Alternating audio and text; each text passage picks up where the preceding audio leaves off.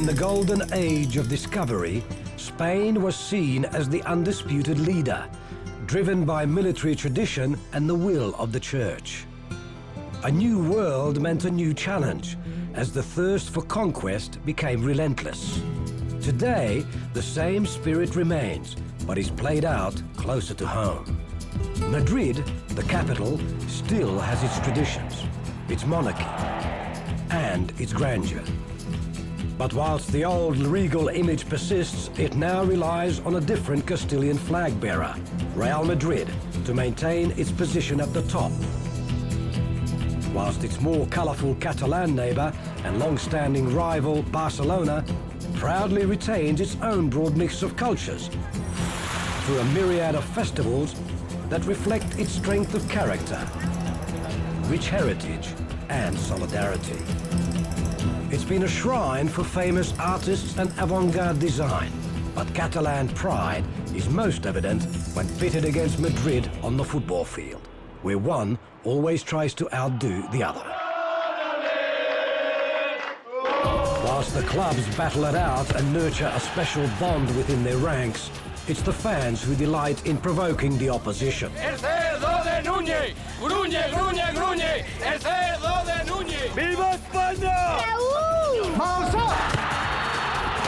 And tempers invariably spill over in such a volatile atmosphere. El millón de Europa, Barça, Barça, Barça, porque te pilota. Somos los mejores de España, el Real Madrid y el Narrated por Colocó. Sobre todo el Madrid i Espanya que l'acompanya entera. És molt senzill. No fa falta ni que el jugueu, perquè el perdreu, segur, perquè no existiu. Machacar a los catalanes.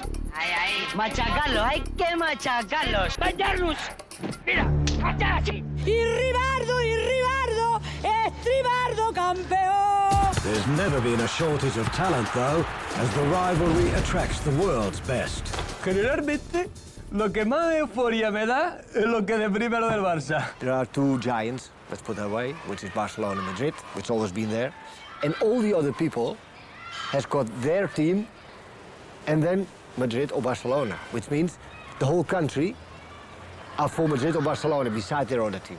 Ese es un partido que se juega el lunes de esa semana, el martes, el miércoles, el jueves, el viernes. Se juega de ida y vuelta, se juega con las declaraciones de unos, con las declaraciones de otros, como uno, como está en su clasificación.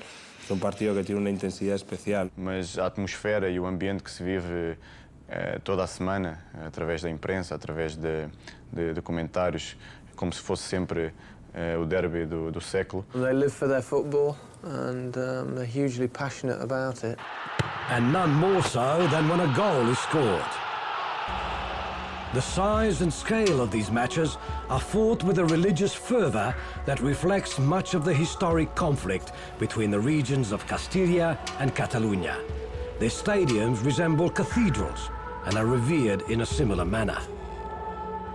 Built almost 50 years ago, these arenas are quite different in design, but are still equally regarded among the best in the world, with the match sold out a season in advance.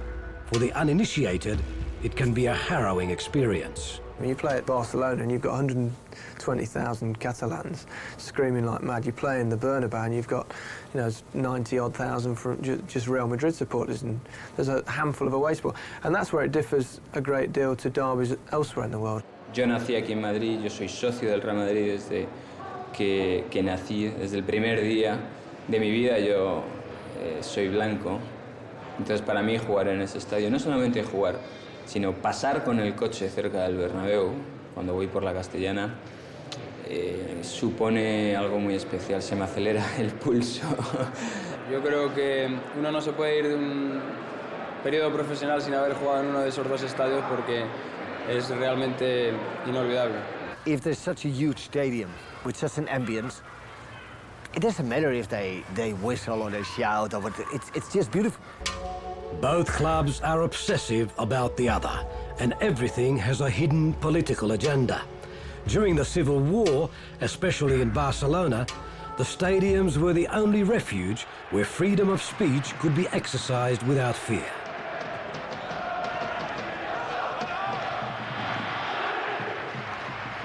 Both have become enduring symbols for fans ever since, to voice their opinion and support. Real Madrid have been the most consistently successful football club in the world. Their monopoly of the European Cup in the 1950s and their present resurgence have reinforced that, along with FIFA's official rubber stamp as the best club side of the last century. The early games between Madrid's student team and a group of privileged foreigners who founded Barcelona did little to reveal the passion and quality of the sides in later years, when club football expanded onto the international stage. Madrid, under the strong arm of club president Santiago Bernabéu and the genius of Alfredo Di Stefano, soon asserted themselves as Bernabéu stopped at nothing to create his dream team. Franco proudly endorsed them as Spain's finest ambassadors.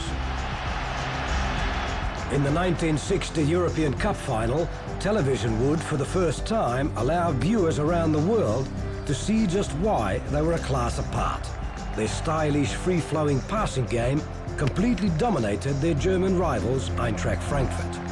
Inevitably, it was Di Stefano, playing conductor and goalscorer, and the deadly accuracy of the Hungarian Ferenc Puskás, who destroyed the Germans. 134,000 Scottish fans were treated to a virtuoso team performance, with Real Madrid emphatic winners by 7-3. Whilst Madrid put a rapid stranglehold on Europe, back home it only intensified the rivalry with Barcelona, who had created probably the second best team in Europe, but with little publicity outside of Spain to confirm it. Few teams could lay claim to beating Madrid in the 1950s. Barcelona not only succeeded, but did it in style. Whilst Madrid had Di Stefano, Barcelona had the Hungarian maestro Ladislau Kubala, who'd arrived 2 years earlier than Di Stefano and played a major role in Barcelona gaining the upper hand. Every derby was a matter of life and death, where victory always had a political edge. Di Stefano's first derby resulted in a stirring 5-0 victory. His 2 goals made him an instant hero with the Madrid fans. In 1958, Barcelona signed the Argentine coach Elenio Herrera. An accomplished tactician and psychologist, Herrera, using the precocious talents of the brilliant Luis Suarez, a fading but still resourceful Kubala, national goalkeeper Ramayets, and Hungarian exiles Kocsis and Tibor, molded a side that would win successive league titles, the European Fairs Cup, and become the first team to knock Real Madrid out of the European Cup. Arguably, though, the most important signing for Barcelona was the Quicksilver Johan Cruyff. The incomparable skills of the elusive Dutchman created huge excitement on his arrival in the early 70s, and he did not disappoint his fans. His achievements as a player would earn him both club and major individual awards. The most telling award, however, was in the scoreline, where the number 5 had always been a landmark for both sides. 5-0, 5. Cruyff's first derby would be in Madrid, where reputations amounted for little. It would be a fiery baptism, but Cruyff was never better than when faced with a challenge. After taking an early lead, Cruyff showed his own brand of magic, scoring a second and having a hand in everything else, as a stunned Madrid crowd could only watch in silence as Barcelona demolished their heroes 5-0. 20 years later, with Cruyff now manager of what many regarded as Barcelona's dream team, they went about carving their own piece of history. First, the masterful Romario opened the gates with a brilliant individual effort, followed by a trademark Ronald Koeman free kick. Madrid officials were tense, but would be in a lot more pain by the end of the day, as Romario collected his second with ease. And with the help of the elegant Dane, Michael Laudrup, his hat-trick. But it was still not over, as Romario, with a brilliant piece of interplay, set up the elusive fifth goal, much to the delight of the Barcelona fans, who savoured every minute of this victory and shared a sense of déjà vu with Cruyff. 12 months later in Madrid, as reigning league champions, a confident Barcelona took on a pensive Madrid. But if this was the case, someone hadn't told the Chilean Zamorano, whose lethal shooting had earned him the nickname Bam Bam. Zamorano was on a roll, with another clinically executed finish that had new manager Jorge Valdano ecstatic. The tenacity of newly defected Barcelona star Michael Laudrup quickly set up Zamorano's third. More was to follow. Zamorano narrowly missed grabbing a fourth before Luis Enrique obliged. Revenge was almost complete as a revitalized Madrid put the final fifth nail in the Barcelona coffin. The winds of change for Cruyff were taking their toll. A long-time cigarette junkie with the usual managerial pressures, mounting boardroom conflict through his outspokenness, and insistence to play his type of attacking football had already put him in hospital and made him a regular target for an unforgiving Spanish media in which satirists were only too keen to impersonate and lampoon. La llegada de Cruyff cambió muchas cosas en el club, sobre todo por su mentalidad ganadora, ¿no? Pero introdujo cosas que nosotros no habíamos visto todavía. Yo era muy joven, pero sí la sensación de ser un jugador diferente, ¿no? De alguien que hacía dentro del fútbol, que siempre parece que está todo inventado, pues hacía cosas diferentes, ¿no? Tácticamente muy bueno, uno de los mejores. That's why I think that playing well is very important, because only winning, I don't think that's enough. Cruyff's record is an enviable one. Respected as a player's player and a manager with a belief in his convictions, he also has more trophies to show for it than anyone else, the most coveted being the elusive European Cup in 1992. Whilst Cruyff allowed his detractors to take the glory, he knew this was the one trophy that would bridge the great divide between Barcelona and their eternal rivals Real Madrid, and gain the club the recognition of being at long last the bride rather than the frustrated bridesmaid. The Barcelona-Real Madrid rivalry is known as the never-ending war for good reason. A recent survey amongst Barcelona fans showed 48% were happier to see Madrid lose than Barcelona win. The tribal rivalry is a cartoonist's dream, as everything has a meaning that can be manipulated or used to commercial value. And what better carrot to use than the greatest prize of them all? Both clubs now have their own TV stations that offer subscribers everything they could possibly want to know about their clubs and more. Hype is everything, and success is paramount, not just because the club is Real Madrid, but because it's the key to drawing more subscribers into the fold. Whilst Real Madrid TV choose to stress their achievements, Canal Barça prefer to concentrate on their language and cultural status, as well as the club's range of stars. The club has an enormous family tradition. Rivalry on either side has indeed become as much a business as an institution. A rivalry is something fantastic. I mean, you mustn't take that away, because there's no rivalry, there's no game. Está muy claro que una persona que viene de fuera no entiende en muchos casos qué significa la rivalidad Madrid-Barcelona, y a veces pues no tiene al alcance de su mente la posibilidad de entenderlo. So you play in an ordinary league match there, it's relatively quiet. You play against Real Madrid, it's like some sort of explosion when you come out the tunnel, fireworks, and it's absolutely packed. It's just different. Pero bueno, vamos a ver. No me digas que no es bonito ver el Real Madrid blanco con los mosaicos, que parece que haya nevado, aunque esté en verano, ha nevado en verano. And then, of course, there are the sponsors. Creo que la gente no se da cuenta qué significa jugar tantos partidos seguidos. Pero todos los partidos de Liga, que ya son los de Copa. Y una vez jugada la Supercopa, vemos a Europa para jugar todos los partidos de la Liga de Campeones. Pero estoy contento que los jugadores estén en forma, aunque yo esté fuera de juego.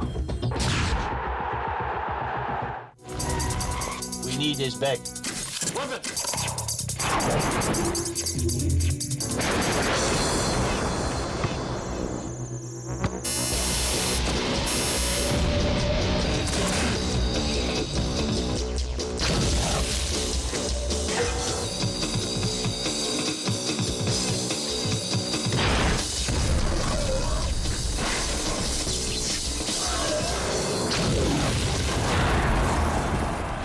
Big images mean big money, with exposure being the name of the game. Merchandising spin-offs through sportswear and endorsements have increased dramatically. The bigger the club, the more marketable they are. And they don't come much bigger than Real Madrid and Barcelona, who have a vast global network. Training sessions are covered in depth by their own broadcasters as they produce reports on everything that might influence a player's performance in the lead-up to an important game.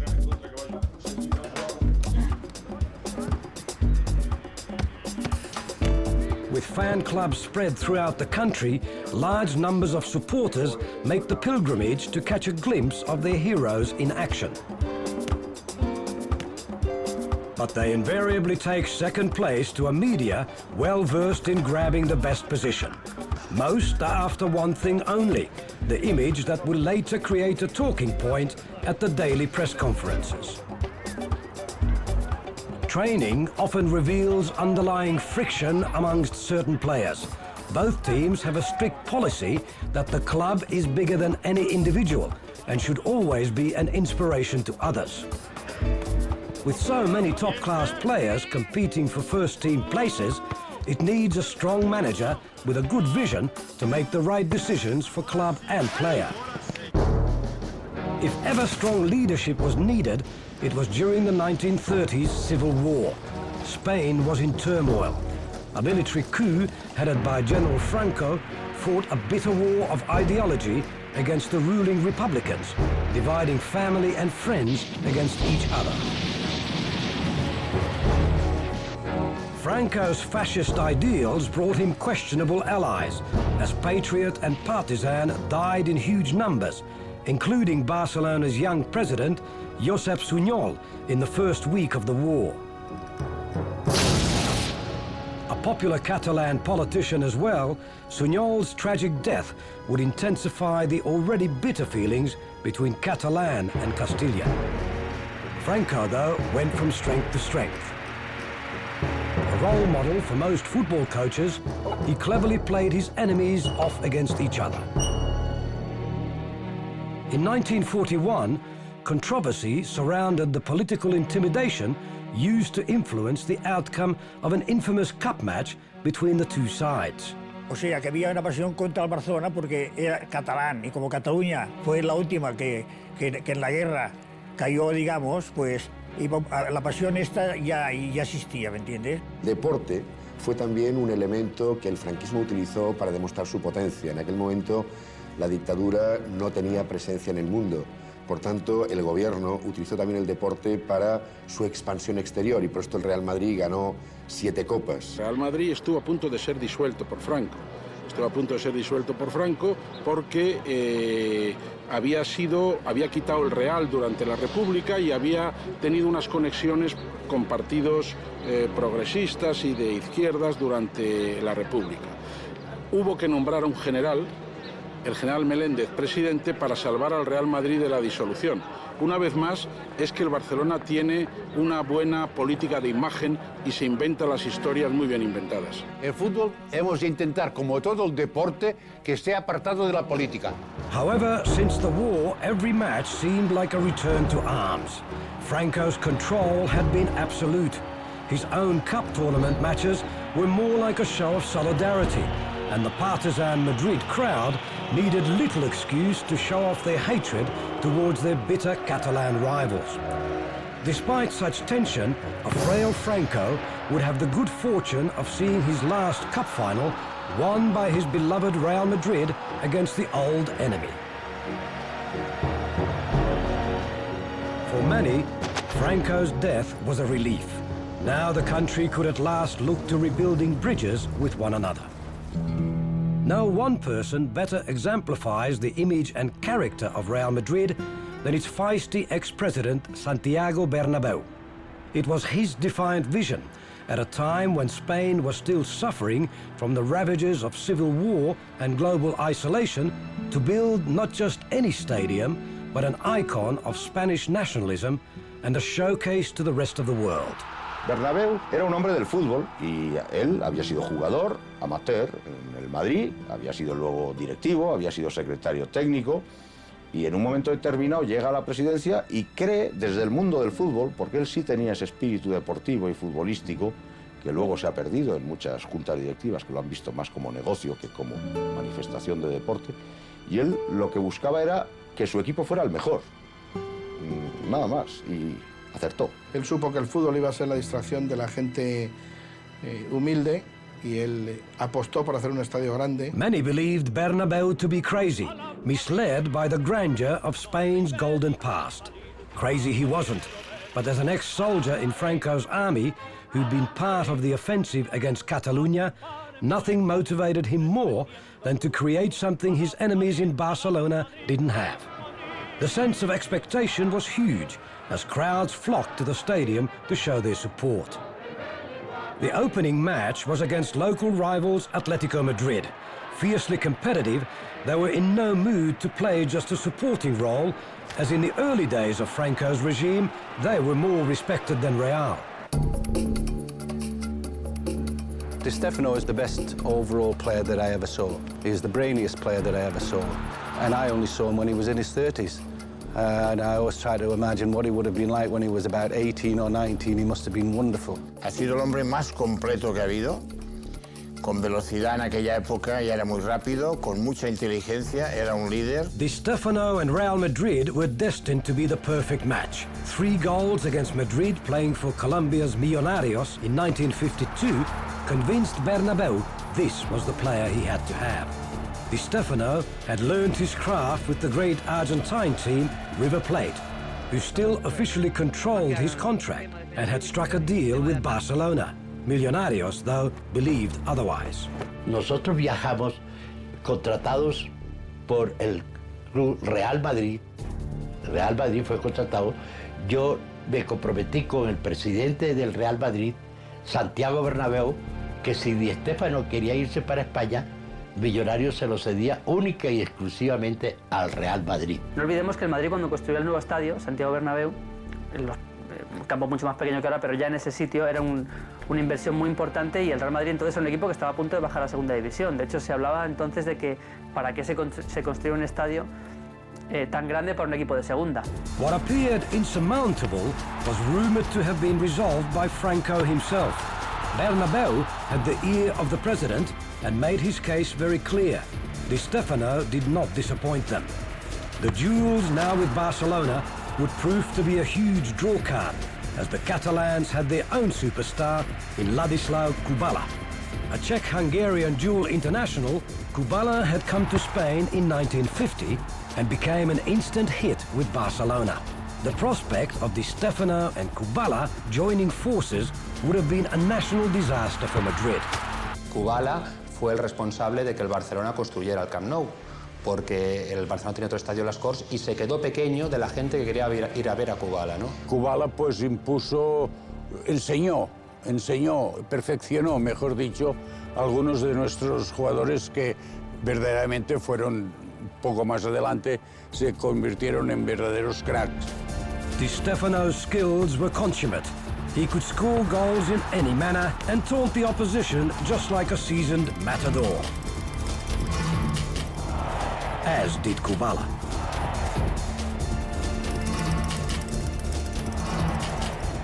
They knew the crowds had come to watch them, and the bigger the audience, the greater their performance.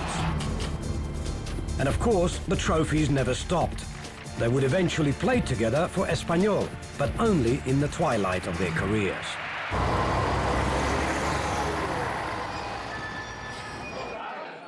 The support for Real Madrid is not just confined to Madrid. Tradition and television have established fan clubs worldwide, even within Barcelona itself. The Merengues have earned their nickname for obvious reasons, and their boys in white try hard not to disappoint them. El Madrid es grande, pero por sí solo, porque existe una familia detrás del Madrid madridista que es lo más grande del mundo. Madrid's achievements have now earned them legendary status. Players are bred on success and conditioned into believing they have a privileged right to succeed. Beautiful football is their trademark, and the fans expect nothing less. El pan tumaca este que hacen los catalanes, que eso es que es de vago, fregado. Por favor, fregado un tomate aquí, con la grandeza del calamar, metido en su pan. El calamar, que es metido la síntesis del mar en la tierra. ¿Sabe para lo que sirve el vaso en la gastronomía? Para fregar los vasos. Con esto utilizo yo para fregar los vasos. Madrid's heritage of great players is vast. Gento and Puskás both played vital roles in creating the aura of invincibility in the 1950s. Each era has its stars, but it's the strikers who inevitably take the driver's seat, like the Mexican acrobat of the 1980s, Hugo Sanchez, who could score goals with ease from anywhere, anyhow. Madrid's Trophy Museum is a vivid testimony to its past glories. In Emilio Butragueño, Madrid had another natural predator with a knack of being in the right place at the right time. Whilst victories in the World Club Championship had consolidated Real's global reputation even further. In the Chilean Ivan Zamorano, they found a goalscorer as ruthless as Sanchez. And of course today there is Raúl, whose undeniable talents have won accolades wherever he plays. Success has also helped Madrid create their own lifestyle centre next to the Bernabeu Stadium. Here you can buy just about anything from a team strip to a high-quality watch, to clothing, a Real Madrid wine label, tennis rackets, bed linen, and a vintage red, or better still, white. Barcelona's centenary festival clearly demonstrated how broad its global image had spread.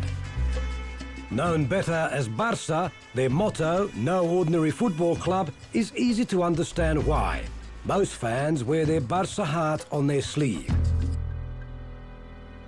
Esa pasión de padres a hijos, de abuelos a padres, toda la familia sigue una tradición. Ser del Barça es algo que se lleva muy dentro, ¿no? Jamás pensé que algún día formaría parte del Barcelona y cuando fiché este verano por el club, bueno, pues para mí ha sido algo que se me escapaba, ¿no? Jamás que creería que jugaría aquí. Special.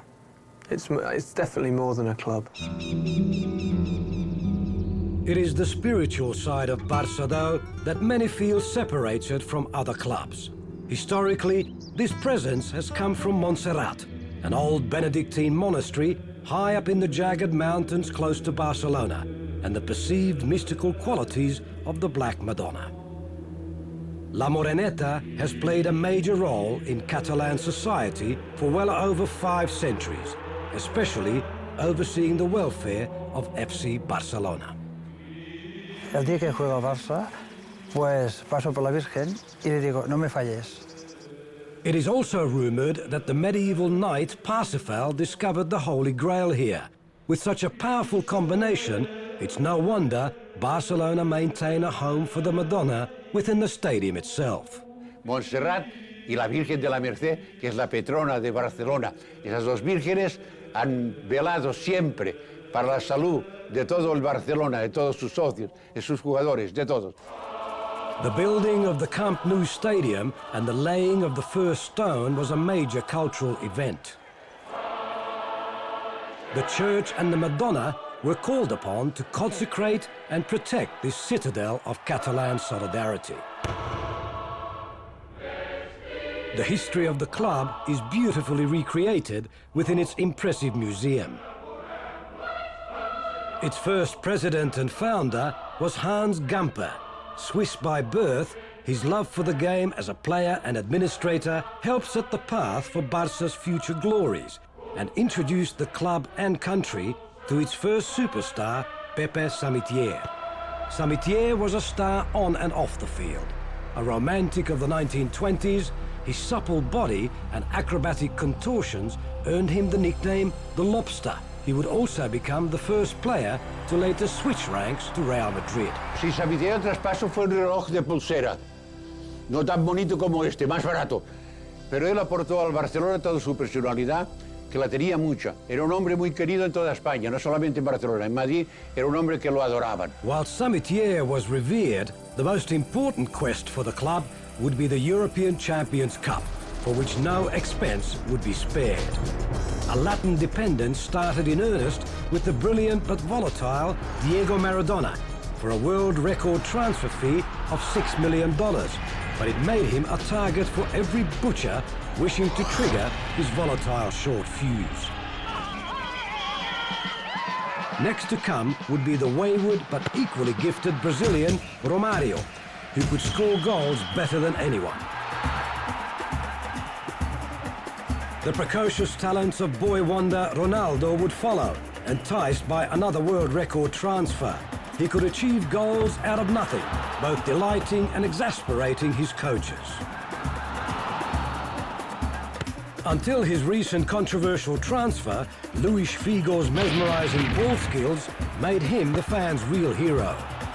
But the one player who seems to have it all is the multi-talented, deceptive playmaker Rivaldo, who carves up the opposition with arrogant ease.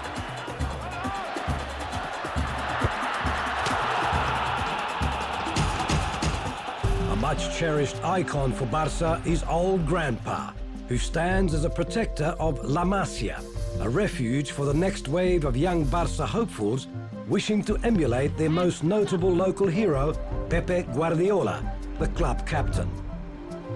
Barcelona strongly believe in looking after their players, both the untried and the veterans, who still maintain a close affinity with the club. In an era where marketing has now become almost as important as the game itself, Barcelona have developed one of the most sophisticated and profitable merchandise centers in the world, where nothing escapes the opportunity for exploitation. Image requires exposure, and how better to fuel it than with a media that is obsessed with overkill, be it radio, television or print. Conflict, controversy and exaggeration have turned the sport almost into an overpriced suspense thriller, where inflated egos and fees have been spoon-fed in search of a story and by agents eager to raise the price of their next would-be, if he could be, star. The highly competitive daily sports newspapers use any trick available to create a story that might give them a lead over their opposition.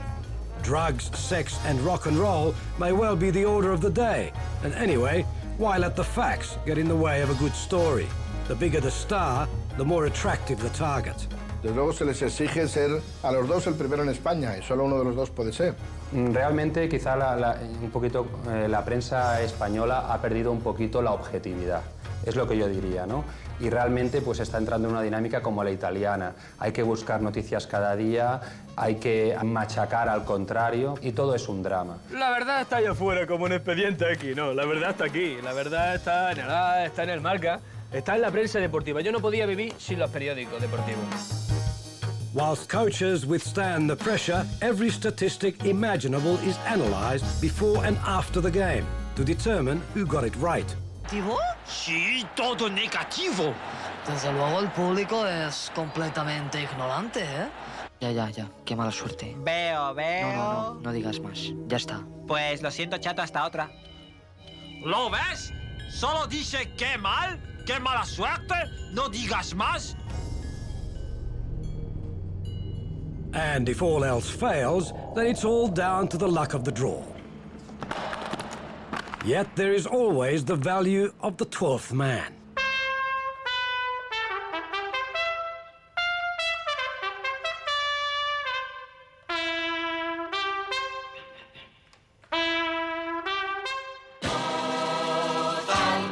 Rudy Ventura is arguably Barca's most recognized fan. His trumpet has been like a war cry for the Barca supporters to get behind their team in a time of need. And wherever Barca go, Rudy is sure to follow. Barça! Barça! Barça! Come match day, the extremists and most vocal vie for centre stage.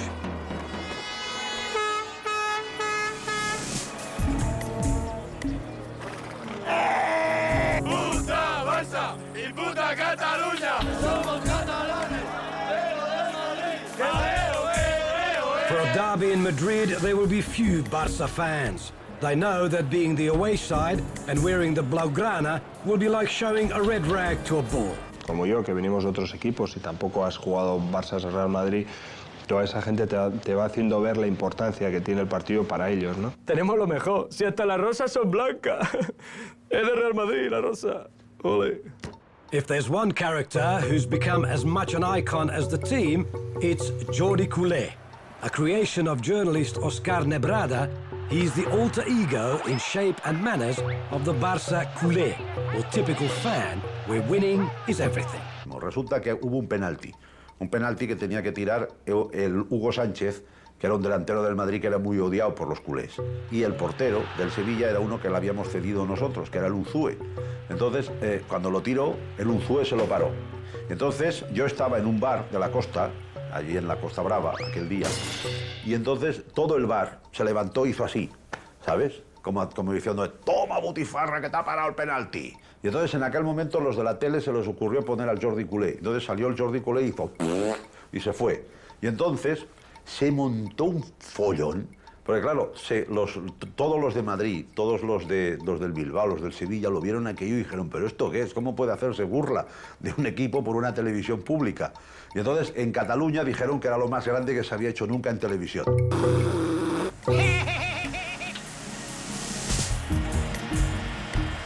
With the kick-off on a countdown, the tension for player and fan is now at fever pitch, as each team tries to build confidence for the battle ahead.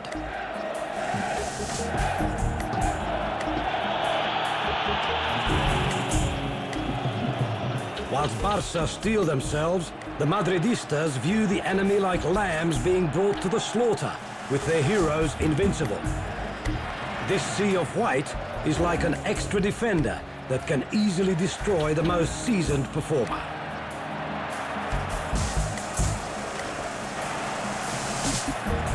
Whilst Madrid salute their fans, team confidence is now essential.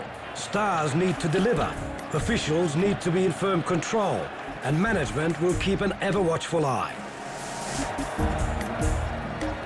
Now it's all down to the moment and who has the most passion and commitment to succeed. La pasión antes era como la de ahora, pero muy diferente. Era una pasión más de equipo y de ciudad, que no como ahora, que esto ya se ha desbordado un poquito ya. ¿Qué pasa? ¿Que no hay niños en España?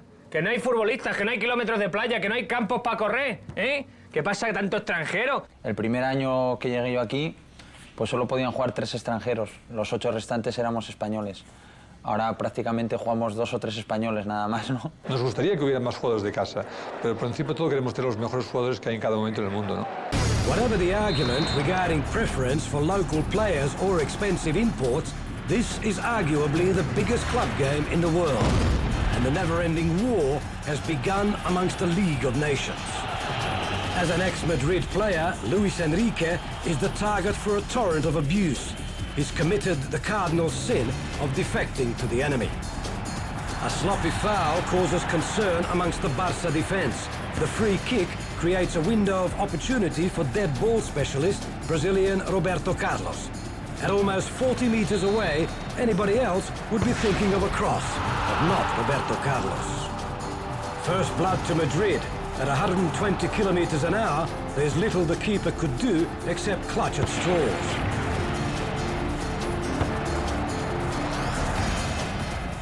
The days of winning away from home are few these days. Barça will be climbing a mountain and being harassed all the way. Rivaldo, in particular, is a constant target. In the eyes of the home fan, any decision that's against Madrid has to be unfair, and they let the opposition know it only too well. Tempers are flared and close to boiling point already. It needs a strong hand to pacify this outburst with everyone keen to get involved.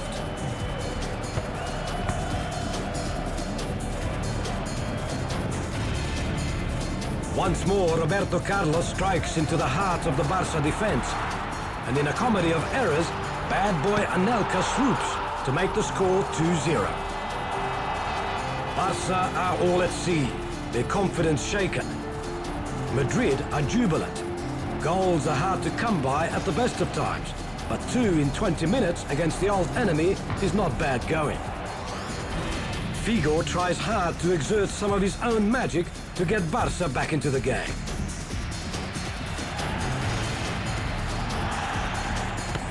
but almost is not good enough. A frustrated Luis Enrique lets his emotions get the better of him. Another driving run by Figo earns a free kick, and the other Brazilian specialist, Rivaldo, steps up to take it. Only to be denied by the width of the woodwork.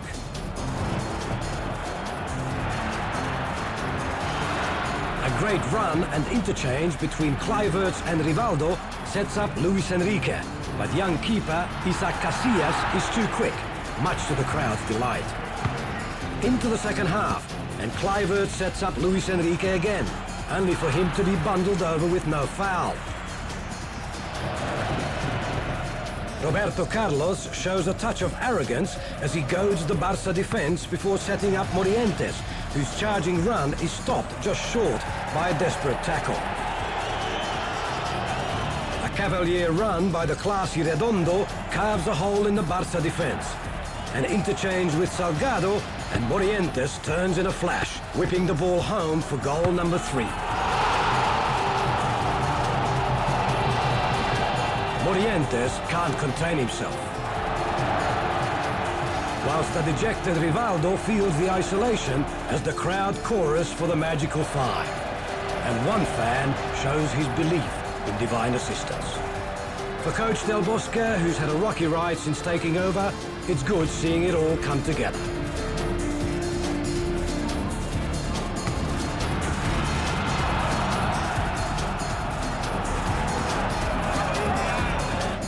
Redondo's surging runs are causing all sorts of problems, and Barça's desperate solution provokes another confrontation with Luis Enrique once more in the thick of it.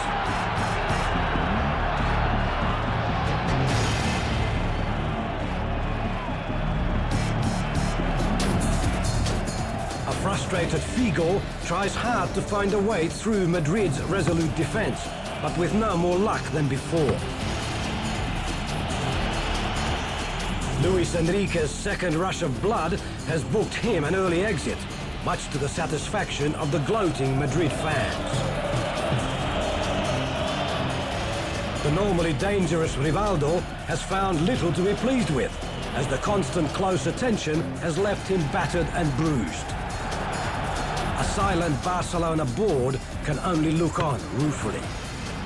The powerful runs of local boy Guti have earmarked him as a name for the future. A fine cross by the Cameroonian Jeremy sees Raúl head just wide. Redondo's a past master at frustration, learned from his days in Argentina. A last gasp effort from Figo is well saved, and Barça are a spent force. Victory over Barça is always sweet. The jubilant Madrid fans are in raptures. This was the most decisive win by Madrid since their 5-0 thrashing of Barça back in 1995. A despondent Rivaldo can only limp off and think of the return match in Barcelona. With such high stakes, the survival ratio of coaches at this level is understandably short-term. The initial euphoria often only lasts while the ink on the contract is still wet. Results are everything, and the rewards are high as long as they continue. But you get one chance only, and even with the honours, there's no guarantee of survival.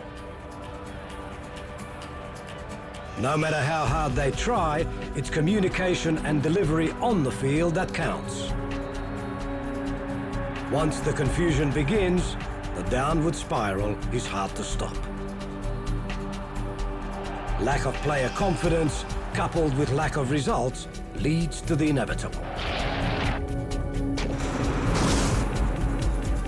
With so much expectation and firepower, Barcelona's erratic performance and ultimate demise at the hands of Valencia in the European Champions Cup was the final insult to their fans.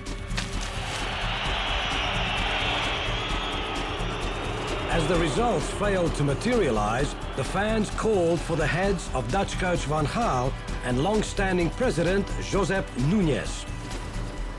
Elections were now due, ironically, for both clubs. For Barça, veteran vice president Joan Gaspart was the front runner, based primarily on his experience. And everybody knew Barça blood ran genuinely through his veins.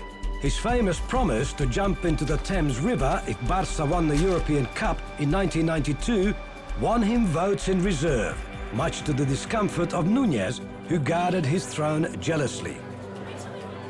Unlike Núñez, Gaspart knew the value of club members at grassroots level, and more importantly, knew what effect it would have on the ballot box. For Madrid president Lorenzo Sanz, although disliked, survival still seemed assured. President hopeful Florentino Perez was an outsider, but with a public secret many Madridistas would be influenced by. Predictably, Gaspart won the Barça vote and confidently greeted the press with an undertaking. En Joan Gaspart és en Joan Gaspart. I la renovació del Barça us la puc garantitzar. Gaspart's immediate test would come with Perez's confirmation that Barça superstar Luis Figo had signed for Madrid for a world record $50 million. For Madrid fans, this was manna from heaven. For Barça fans, it was catastrophic. Not only had the board lied, but Figo, who'd sworn his allegiance many times with Barça, had joined the enemy. To switch camps was a sensitive issue in which previous Barça idol Michael Laudrup had felt the full brunt of the fans' anger. He'd been traumatized by their reaction and the brutal treatment dished out by his previous teammates. Entonces, cuando alguien que quieres muchísimo se va al enemigo más odiado de siempre, de toda la historia, eso tiene el riesgo de convertirse en lo contrario, ¿no? Cuando he ido a jugar al Real Madrid, pues bueno, la afición es todo lo contrario, ¿no? Siempre me habían tratado muy bien allí, ¿no? Lo único que un jugador que juega primero en un equipo y luego se va al otro, pues siempre es considerado como una especie de traidor. For the Derby return, the Camp Nou would be the focus of high drama, and Figo knew he was in for a rough ride.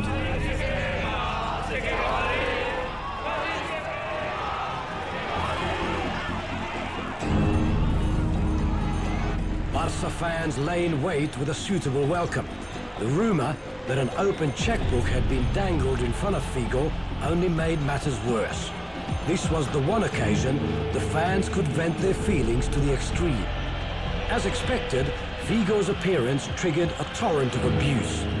Anything white was rubbished and the claret and blue defiantly thrust in his face. For Barça coach Serra Ferrer, it would also be a major test. Every touch and move from Figo provoked a barrage of whistling.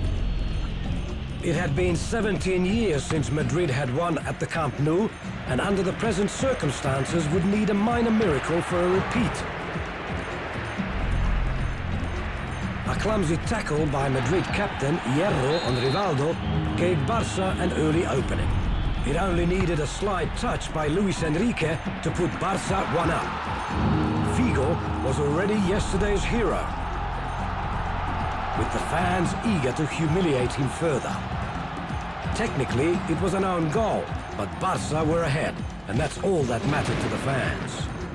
Although the heavens opened up, the rain did nothing to dampen the spirits of the jubilant Barça fans. An ugly display by Barça extremists, much to the concern of the new presidents, saw bottles rain down on Figo as police quickly reacted to stamp out the incident. Madrid's coach anxiously tried to inject some more firepower, but it was Figo who came closest to obliging. However, it was the Brazilian maestro, Rivaldo, who proved to be the difference, setting up Portuguese international Simão with the easiest of chances. It was not a memorable goal, but enough to settle the result of a game more played off the field than on. Figo's return would not be forgotten, nor the bond between old friends. The war of white versus claret and blue still continues, but not without a sense of mutual regard. Old memories may fade, but are never forgotten. The golden era will always be remembered for the genius of Di Stefano and Kubala. They set the standard for others to follow, with a passion that has made this derby one of the greatest of them all.